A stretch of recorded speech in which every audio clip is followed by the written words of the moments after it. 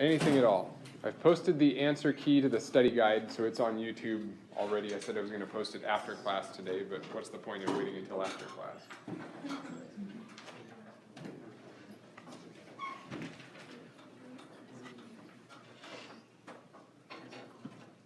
Who has some topics they don't feel clear about, want some more information about, practice? How many questions did you say will be on the test from the study guide? Good question. How many questions are going to be on the test? Fortunately for you, I've already written the test, so I can actually answer that question.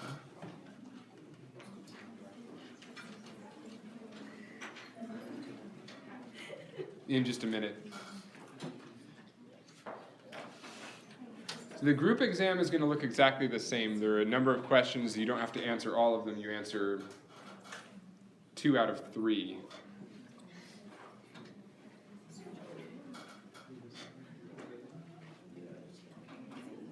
There will be 3 questions on the group exam. Your group answers 2 out of the 3. On the individual exam, there are 7 questions. From the study guide? I'm sorry, no, 7 questions total. One of which is, as usual, very similar to something that's on the study guide.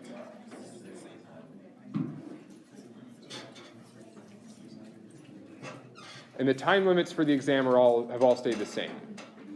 So I'm reducing the number of questions on the individual exam slowly over time, keeping the amount of time you have the same. So hopefully it'll be a little bit more relaxed this time, fewer questions. Because there's fewer, does that mean there's going to be more questions? So if there are fewer questions on the individual exam, does that mean there's going to be more expected of you? More written explanation? Not necessarily.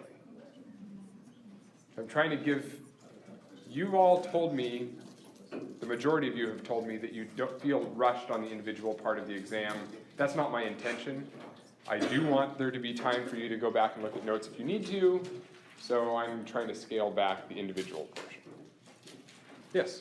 Should we consider the linked genes, would link be 50 or 49? Okay, so if genes are linked, would that be 50 centimorgans, 49 centimorgans? What's the threshold there for considering 2 genes to be linked? Pardon? Greater than 50 or nothing? So is there a genetic distance greater than 50? No. So 50 is the maximum genetic distance.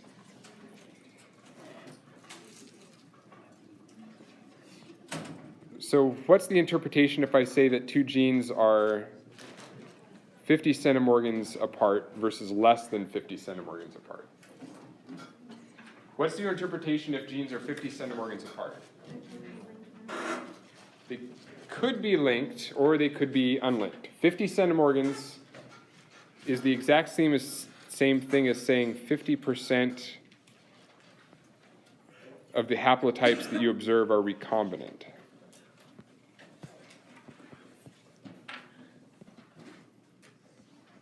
In other words, that could be 2 genes, A and B, on 2 separate chromosomes, in obeying Mendel's second law of independent assortment. Or,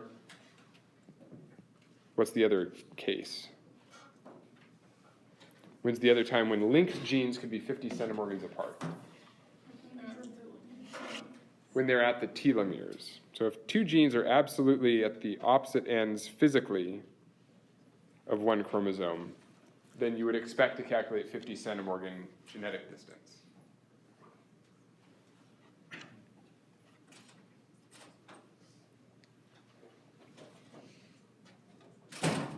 So which of those 2 possibilities that I've drawn on the left will you see in cases where the 2 genes are less than 50 centimorgans apart? Is it drawing 1 or drawing 2 that also exists for genes that are less than 50 centimorgans? Can unlinked genes, in other words, the top drawing there, drawing 1, can unlinked genes show genetic distances less than 50 centimorgans? Not really. You might occasionally, by chance, calculate that they're 49.5 centimorgans apart, but generally speaking, if they're physically unlinked, Mendel's laws will be in effect. Independent assortment, there will be 50 centimorgans separating the two genes. How does the bottom drawing look if the genes are less than 50 centimorgans? Where would I draw the genes on this chromosome? Say I put gene A there. Where's gene B? If the genetic distance between gene A and gene B are less than 50 centimorgans.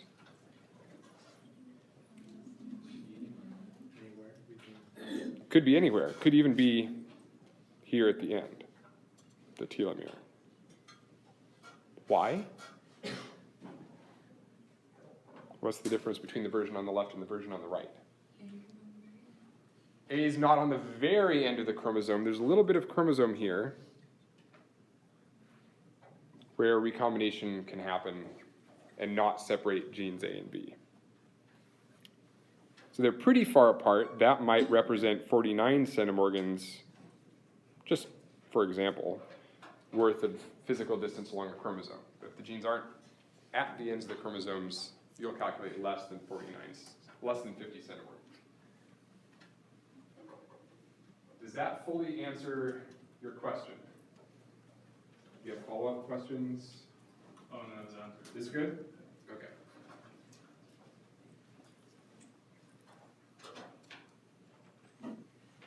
Others, genetic distance, anything. At number 2 on the drawing, Yeah. when the genes are at the end of the chromosome, are their offspring still going to be 50% recombinant, and will they follow Mendel's law or no? So if you have genes that are at the opposite ends of the chromosome, what are their offspring going to look like? Let's redraw that. So we're going to talk about recombination. Here's a tetrad. And I'm going to assume this is a tetrad that's produced by a heterozygote. So we've got little a's, little b's, big B's. 4 sister chromatids.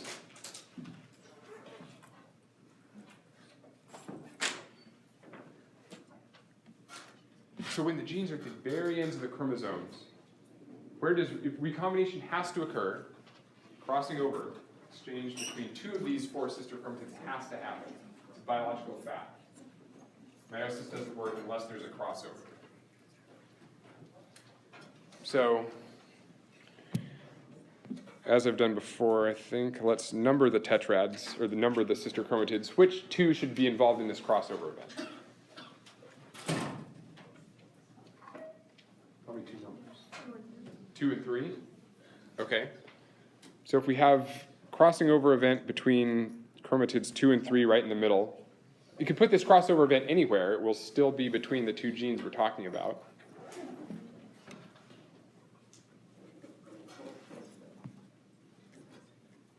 What gets produced as a result of meiosis in this case? What are the 4 haplotypes? So we can dispense with the drawing of the chromosomes. We can just use letters.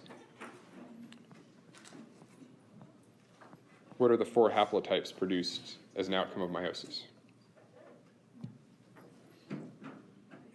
What happens to chromatid 1? Stays the same. It wasn't involved in recombination, so it's big A with big B. What about chromatid 2? It starts with a big A. It's got that portion of the chromosome. Then what happens? Then it's crossed over and physically associated with that little b. So you get a big A with a little b.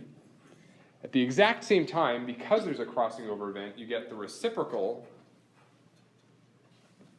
piece of DNA produced from that crossover event. So you get a little a with a big B, and then you get a little a with a little b from chromatid 4 that wasn't involved in recombination. So the 2 that weren't involved in the recombination event, chromatids 1 and 4, stay the same.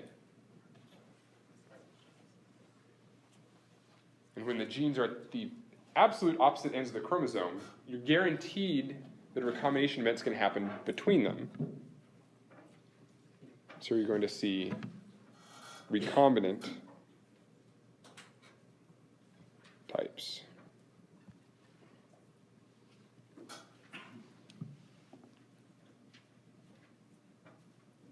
By the way, what fraction of the gametes or what fraction of the haplotypes here are recombinant and which fraction is parental? It's 50-50. Half of the chromatids are the parental types, half are recombined. So if we were calculating genetic distance, what's the genetic distance when you have 50% of your haplotypes being recombinant? 50 centimorgans. It's a recombination fraction of 0.5. This is why genes that are at the opposite ends of the chromosomes, you calculate a 50% recombination, 50 centimorgans. Has to be. Because if they're at the opposite ends of the chromosomes, the recombination event has to happen in between them. But the two chromatids that don't participate in the crossing over event leave you 50% parental haplotypes. The other two are guaranteed to be recombinant haplotypes. So that's why 50 centimorgans is the maximum.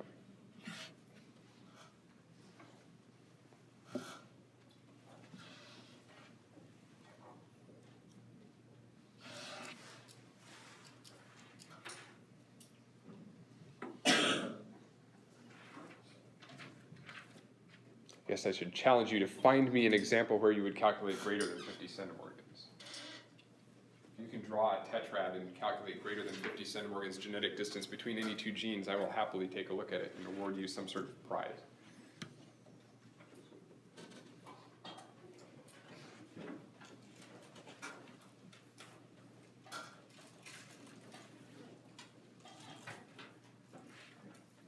Can you do an example of where we have to decide whether we have three genes, if that third gene is between A and B or outside by using the genetic mapping? Okay, so yeah, deducing the order of three genes using genetic data.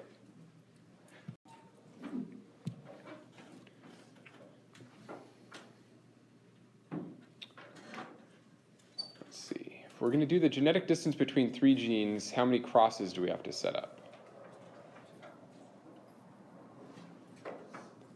So we're going to look at genes A, B, and D.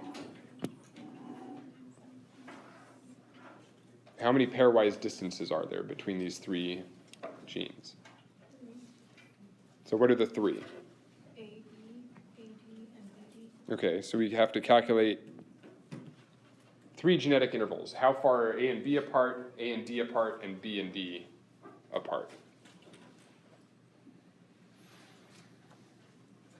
So if we're going to calculate genetic distance between A and B, what sort of a cross do we need?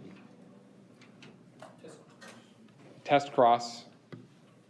So we're going to have a tester individual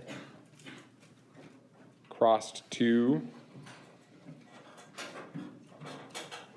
tester individual always has all lowercase letters, all recessive alleles. Homozygous little a, homozygous little b. What's the genotype we want to cross the tester to calculate genetic distance? Dihybrid. So heterozygous at both loci.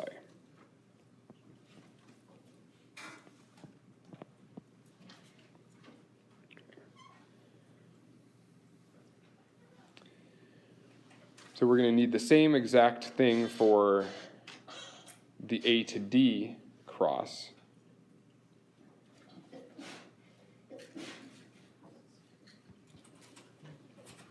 With B's replaced with D's.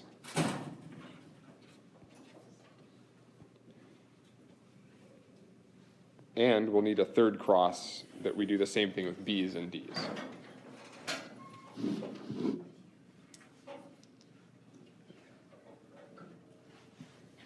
So let's say, we'll cut this short in case people have follow-up questions or want to ask other questions. Let's say the A to B genetic distance is 30 centimorgans.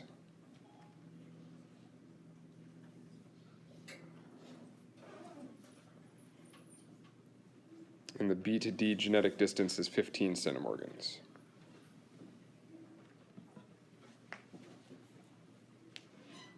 after we do our calculation of the genetic distances based on the F2 genotypes that are produced from these crosses, which we can do examples of if you like. These are the genetic distances you calculate. So how would you draw a genetic map relating where genes A, B, and D are relative to each other?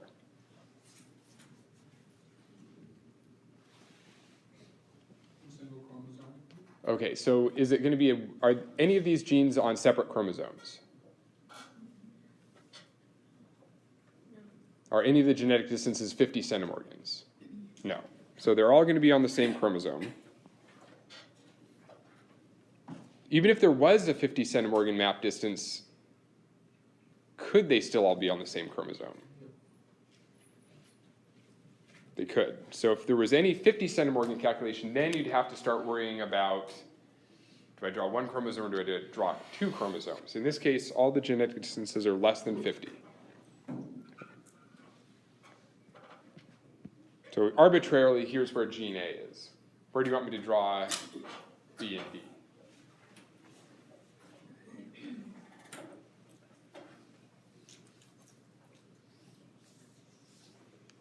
What's farther from A, B or D? I hear some dissent. Well, I heard a lot of you say B, so let's just say we draw B here. So A to B was 30 centimorgans.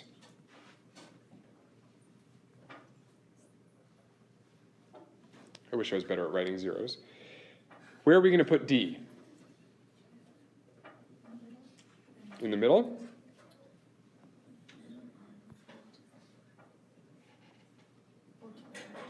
Or to, so A to D is, sorry, B to D is 15 centimorgans. So it could be over there.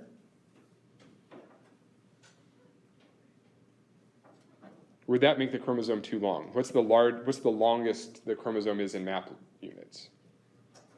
50. So far we're still okay because in this case A to D would be 30 plus 15 would be 45 map units long. So in this case we can't distinguish whether or not D is in between A and B or if it's on the other side of B.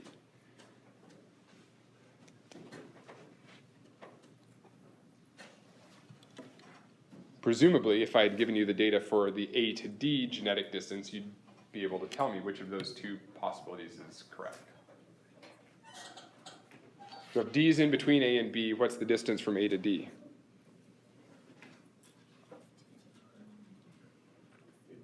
If it's 30 from A to B and 15 from D to B, this must be the other 15.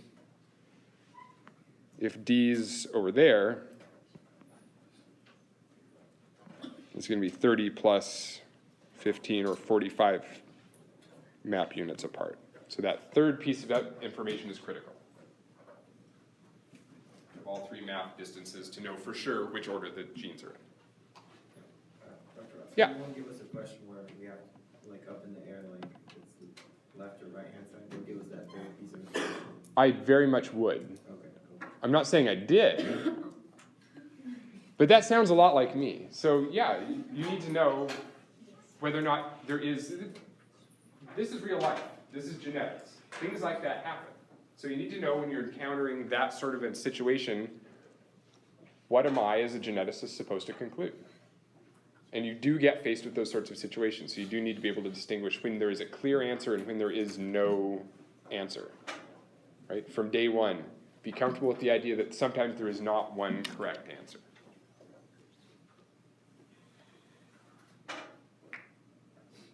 Other questions?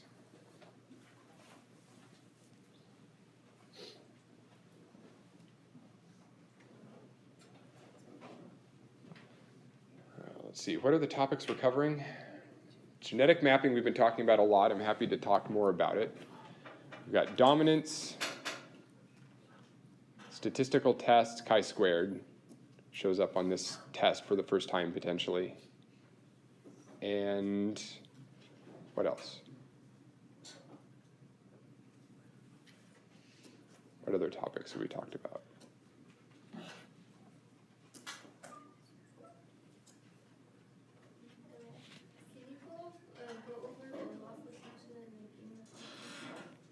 Okay, so loss of function and gain of function. Quick review.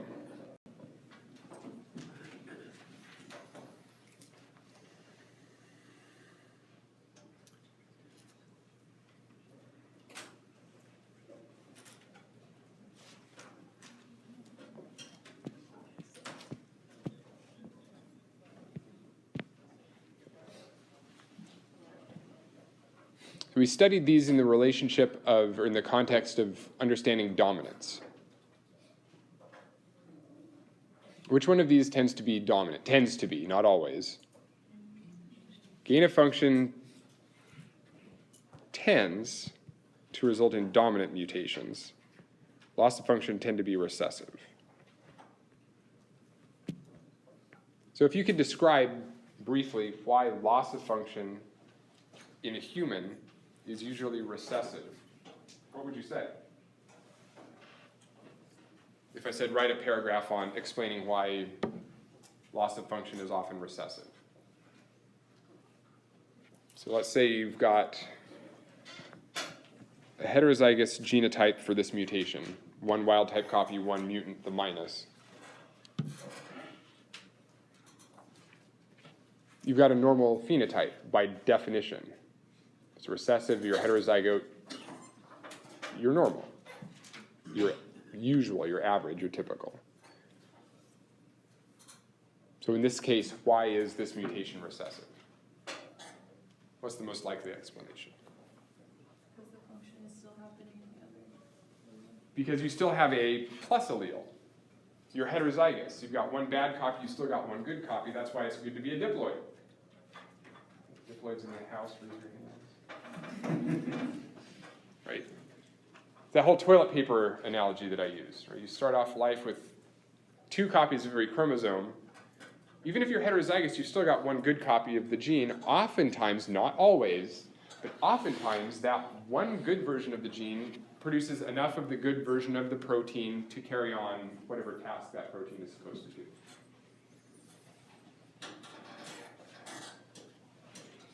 So that's why most mutations are recessive. Does something weird with one of your 2 copies of that gene, normally you still have a good copy left. And then there's the slightly rarer case of the gain of function dominant mutations. So the example we talked about in class was Huntington's disease, triplet repeat expansion, where you make a crazy version of a protein so that if you're heterozygous, that one copy that's mutant produces a bad or deleterious negative effect.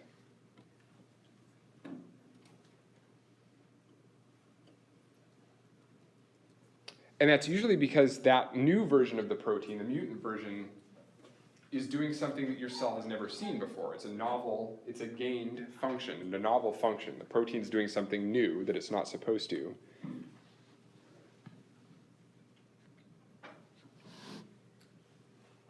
And so it's obvious.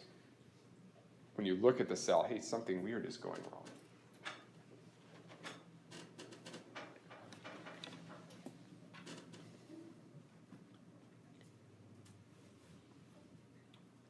So that's about the level of detail you need to know: gain of function, loss of function, dominant, recessive. We'll talk more very close to the end of the term about more molecular details of dominance and recessiveness.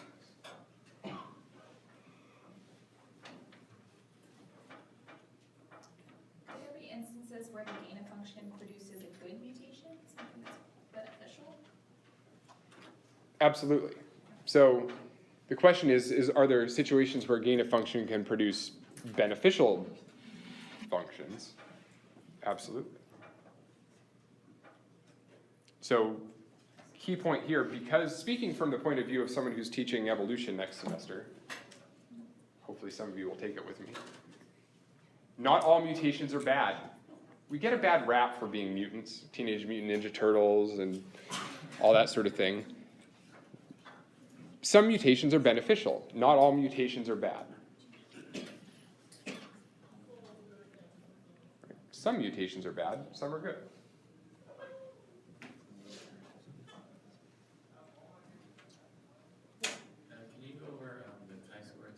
Chi-square test. Sure.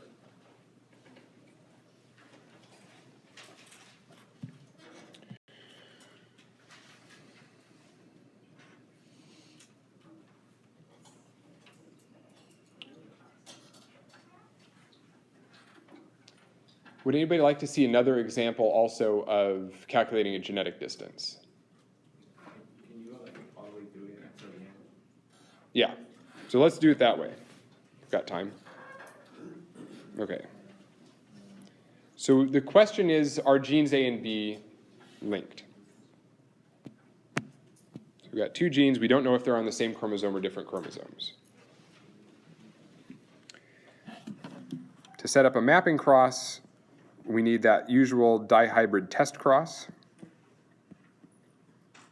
So the dihybrid's on the left, the test or individual genotype here is on the right.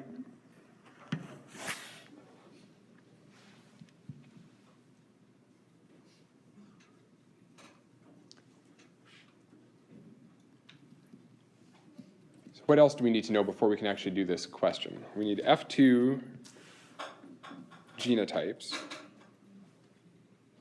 So we're going to have every of the 4 possible genotypes.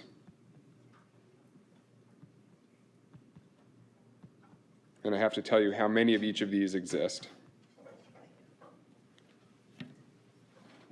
What's the one other thing we need to be able to successfully complete this calculation? So I need to tell you how many of each of these there are. This is where I get to be creative. This is my one chance today to be creative. Let's see.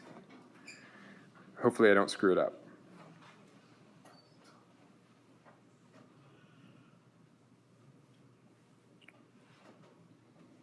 Well, first let's do one other thing. There's one other thing I need to tell you. What is it? Besides the numbers, I'll fill those in just a minute.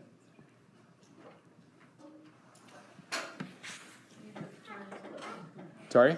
So we'll need to know the parents and the haplotypes. So we need to know what cross produced the dihybrid, because we need to know the parental gametes that went into making that hybrid. So you tell me what genotypes you want up there, and then I'll fill in the numbers.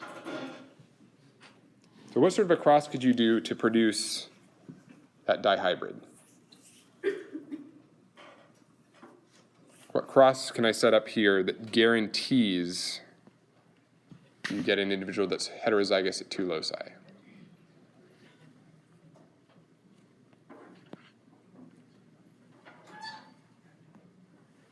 I'll start you out. Now you tell me the rest.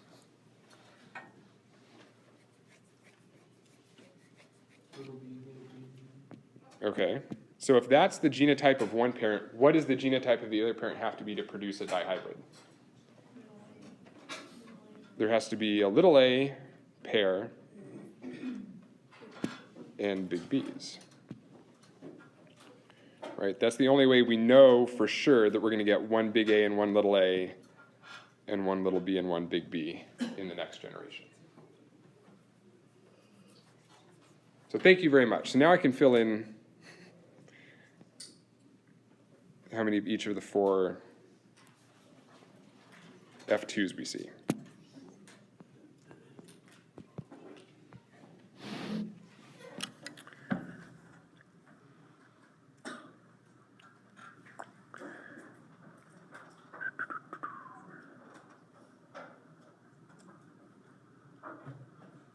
Maybe.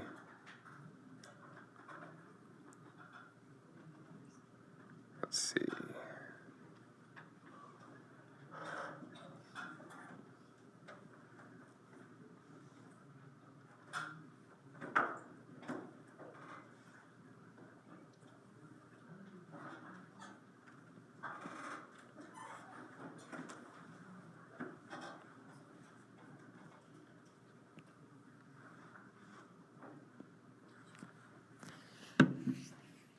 That might work. We'll see when we're done with the question. What does that total to? It's not always going to total to 100, but because you're the scientist and when you're setting up these crosses in the laboratory, you get to decide how many F2s you look at. So you control this. So hopefully, if I did this the easy way, that will total to 100 F2s. So I'm in the lab, I'm crossing worms together. I take 100 F2 worms and I look at their genotypes, and this is the number of genotypes that I've seen. Okay. So simply calculating the genetic distance. Okay, which are the recombinant types and which are the parental types?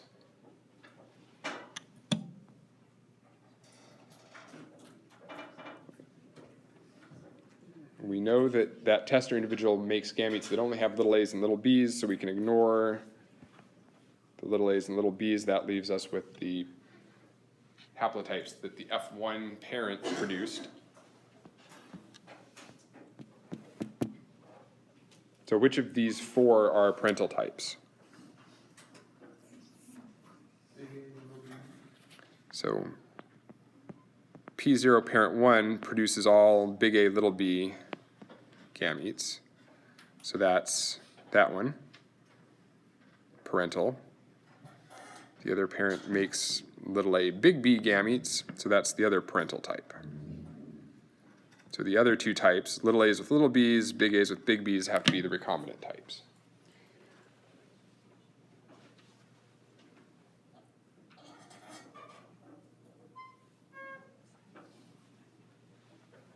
See, I already screwed up. You'll see in a minute why, but I'm contradicting something I said earlier in class.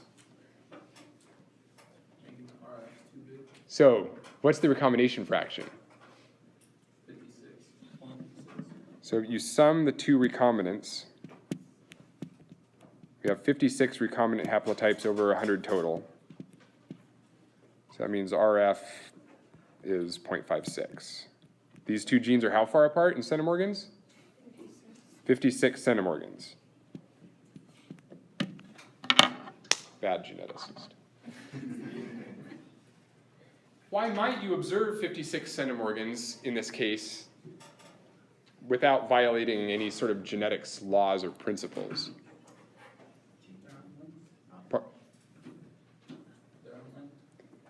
So this, what would you conclude? Are they linked or unlinked?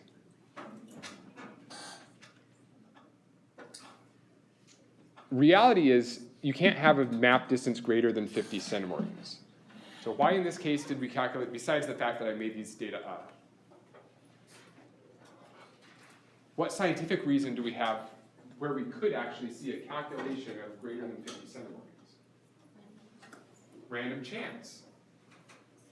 So it might be that if instead of looking at that limited sample of 100 individuals, if I looked at 1,000 or 10,000 or 100,000, we would see that the genetic distance doesn't come out to be 56 out of 100, maybe it's 49 out of 100. We just counted some non-recombinants more frequently than we should have.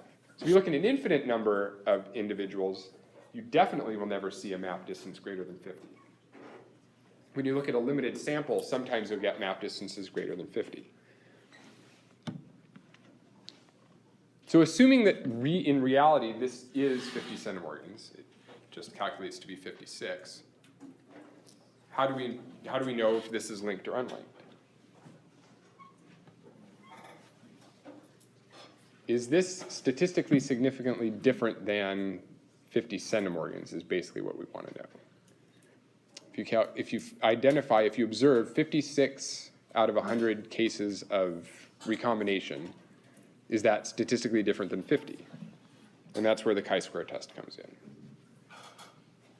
So this is observation. Our expectation was if the genes are unlinked that we would see 50 out of 100.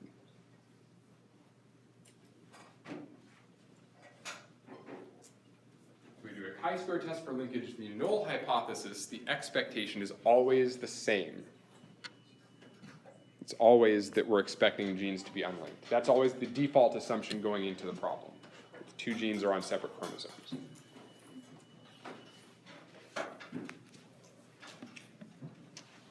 So before we launch into the actual chi-square calculation, are there any questions to this point? Concerns, confusion? Sir? So the null hypothesis is always that the genes are unlinked? Correct. Yes. So to restate, the expectation for the chi-square test for mapping, genetic mapping, is that, so the null hypothesis, the expectation is always based on scientific knowledge. In this case, it's Mendel's second law. Mendel predicted that genes always independently assort, i.e. that they're unlinked. So the expectation is essentially that we're going to observe Mendel's second law. That two genes are unlinked, that they're 50 centimorgans apart.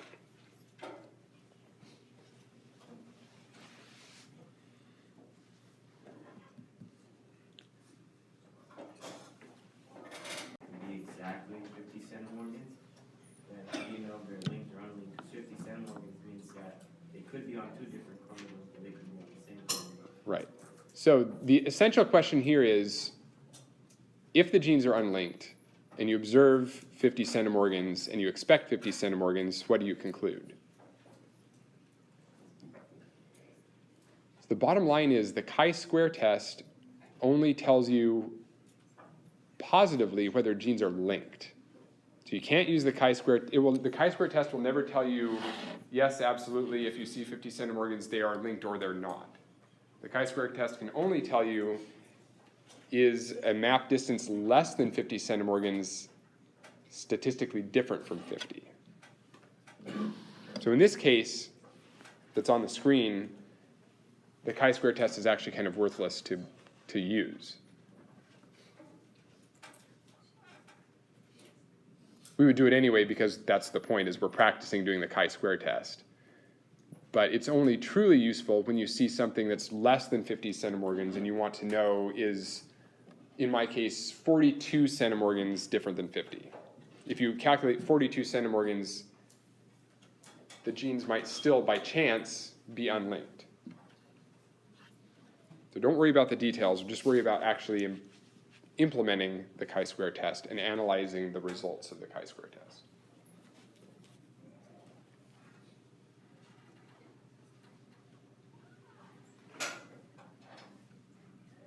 Yep. Quick question on that side. Yep. You get your, So in this case, we observed 56 recombinants, which means how many were parental out of 100 total? Must have been 44. And we expected an even distribution. So if the genes are really unlinked, we expect 50-50.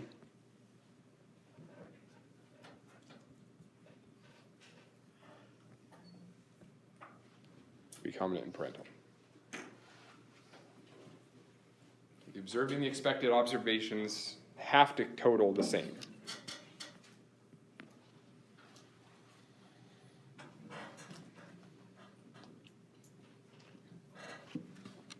So then the chi-square formula, you take one of those observed values, 56 observed recombinants, subtract the expected, square it, divide by the expected value.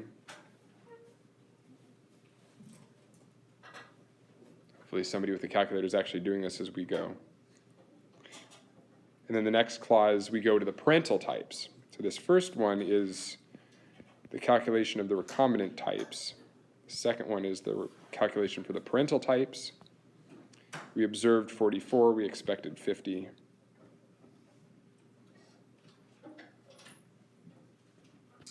And what does the sum of all these calculations give us? What's the result called?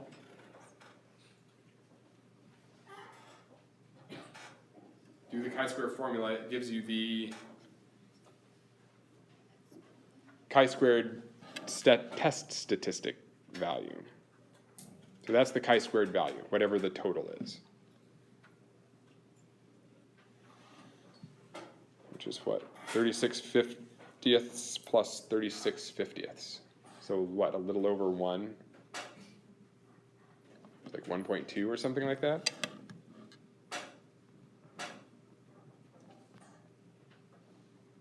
Maybe, unless I'm really crazy.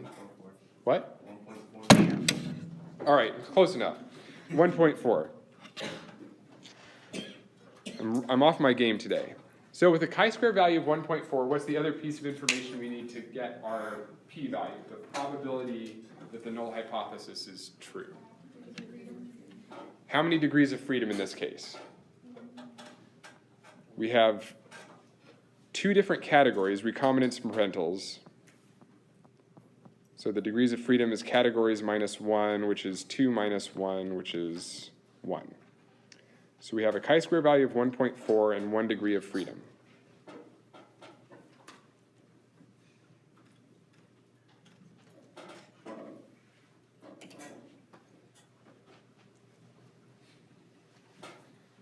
Look, I figured someone was going to ask me a chi-square test, so I'm all ready.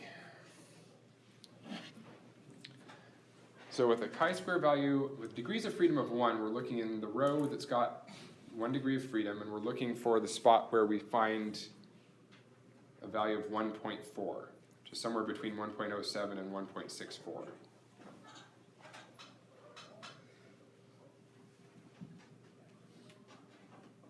Right. So what's the probability associated with chi-square values that are in that range?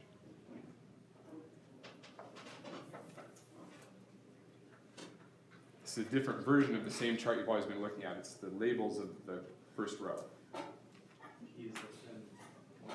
So P in this case is between 0.3 and 0.2. Right, so you look up here in the header where your chi-square value is, you look right up there, p-value is between 0.3 and 0.2.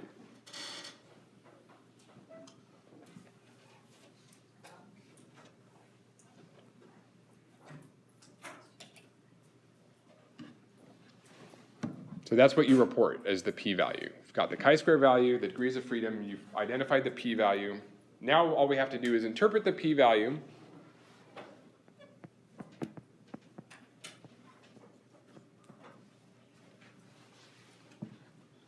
what does it mean when a p-value is between 0.2 and 0.3?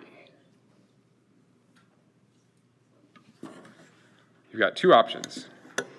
This either means that the observed and the expected values match, or the observed and the expected values don't match.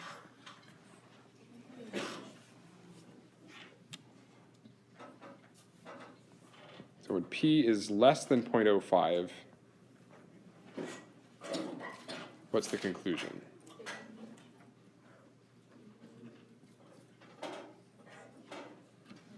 That they don't match. So by extension, when p is greater than or equal to 0.05, the conclusion is that the observed and the expected values are the same. The null hypothesis is supported. The null hypothesis also being your expectation. So what did we expect going into this? What was the prediction? Genes are not linked. Independent assortment, Mendel's second law, genes are segregating independently. They're on separate pieces of DNA. So a p-value greater than 0.05, which is what we've seen here, somewhere between 0.2 and 0.3, means that our observed and the expected values are very, very, very likely the same. That is whatever we what was it, 0.56? The actual calculation of. So what does a chi-square test tell us? When the p-value is bigger than 0.05, which is what we calculated, it's between 0.2 and 0.3, you conclude that the observed and the expected values are the same. That means that the expectation was met. Our null hypothesis is supported. That means that the genes are unlinked.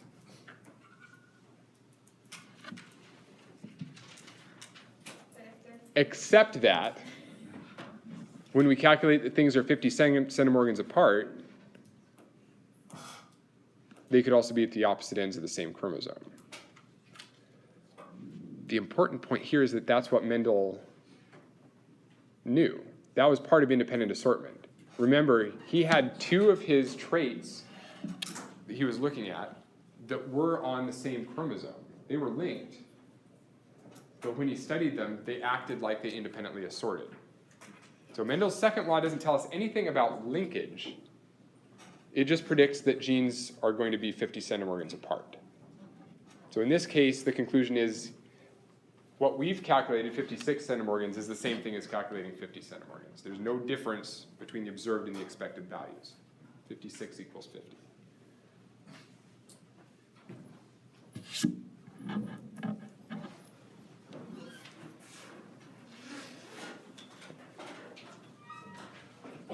Okay, so I'm going to head over for an hour of office hours.